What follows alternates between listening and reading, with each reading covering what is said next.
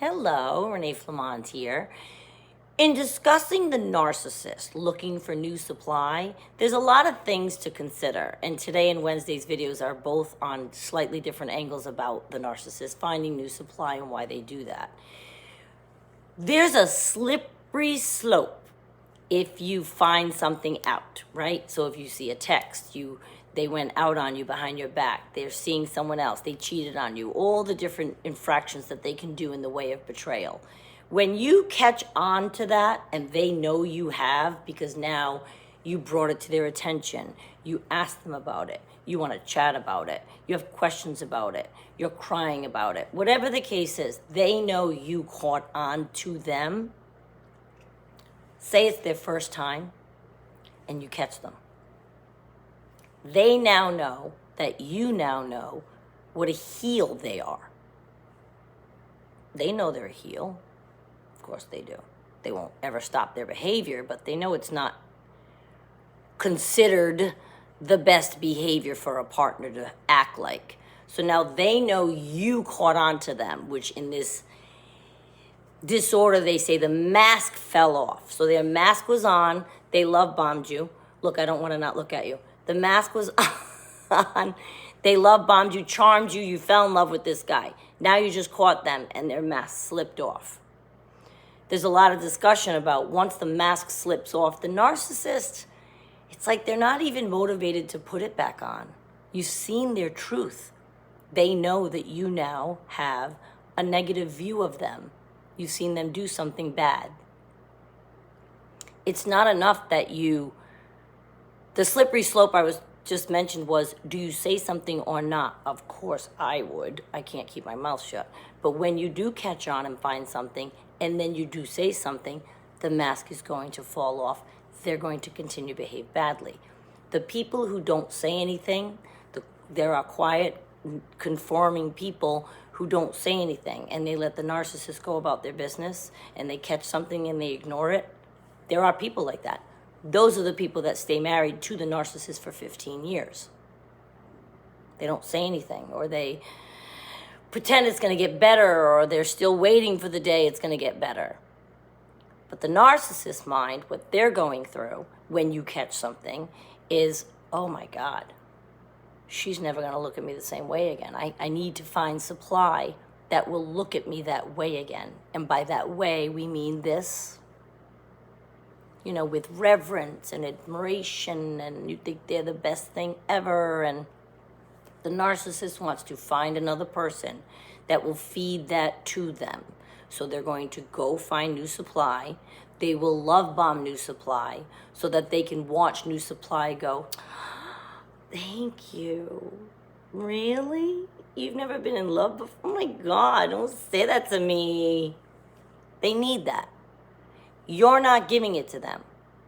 You can't possibly give that to them on a genuine level once you catch them doing something wrong. They know it, you know it, everybody knows it. Now, am I trying to tell you your relationship is doomed because you caught? I don't tell anyone their relationship is doomed. I don't tell anyone to leave. That is a very personal choice. I'm just telling you that the narcissist is going to look for new supply when you catch on to them doing something bad. And they might say, okay, we'll work it out. They're having a conversation with you. They intend to behave going forward. Here's the thing. Say all that happens. Say they behave a week, a month, 2 months.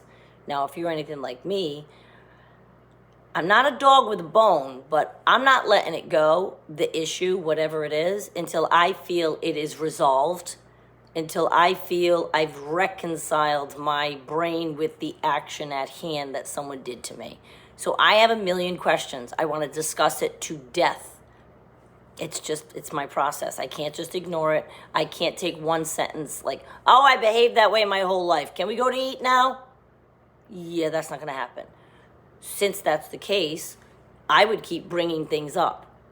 And the narcissist will say, mine used to say, you're bringing up old newspapers or something like this. Do we have to talk about that again? Yes, you know why? Because we never did talk about it. Because they sweep. They don't want to talk. They sweep it under the carpet. So when you keep doing that, say it's the second month, and they behaved a whole month, and you had the talk, and they're acting all nice. But it's the second month, and now you're like, I just really have a question. I really want to know, like, what were you thinking? Or it doesn't go away for us, the person against whom the infraction was done. Well, it wasn't against us, but we're in the relationship. Certainly feels personal when they step out on you, right? Of course it does. So you go to talk about it again, that's when they're going to go, oh my God, inside their brain. And that's when they're going to either, whatever your narcissist MO is, do they go on dating sites? Do they go out and troll in the bar? Do they go out with their friends on a Friday night? There's all different methods you can meet people. But this is when they're going to look for new supply. It doesn't mean they're going to leave you. It doesn't mean they're going to divorce you. It doesn't mean the narcissist is going to break up with you and go with the new supply for good. But I can tell you this much, if the new supply is into them, swooning, successfully falling for love bombing, they're certainly going to get paid a lot of attention from the narcissist because they're feeding their ego, and we are not feeding their ego in the stages after us catching on to them doing something bad. You all have been there. I've talked to many of you. I still talk to many of you. We're moping around the house for a long time. It depends on what was done, how long you've been with them. Do you have kids, a business? Is it 40 years, 20 years, 2 years? But I know that I can't bounce back. So you're moping around, you're grouchy with them, you're not happy with them. Maybe you're not even talking in the household. You're passing each other, not even talking. Now, to you, that might mean, well, he's behaving, he's home, we're not great right now, we're not talking because, I caught him, but we're working on it, we're going to counseling. Okay, that could be. All of those things can be true. What is definitely also true is they know you caught them, you've caught on to them, you've caught on to their behavior. They don't know the terminology, their mask slipped off, but they know that you see them for the truth that they know they are. They were trying to hide it from you when they were love bombing you. But now you've seen it. Well, now why should they bother? You've already seen that side. They know they can't erase what they did. So now why would they bother trying to, and they will, bargain, bribe, love bomb again, try to get you back a little bit. Of course, all that happens. But the new supply behind your back, even though they just did, will happen again because they absolutely 1,000% need to be revered. I just wanted to mention it, you guys. Keep an eye on that and don't allow yourself to get caught up in trying to make them happy because you look sad and mad. And then you get nervous. That's not the goal of what I'm trying to do. I just want you awake. What I want with this channel is for people to be awake and not to continually get duped while they're in the relationship. Wednesday, we're going to talk about how once we become really difficult, it's another motivation for them to go find easy. Thank you for watching. I'll see you Wednesday.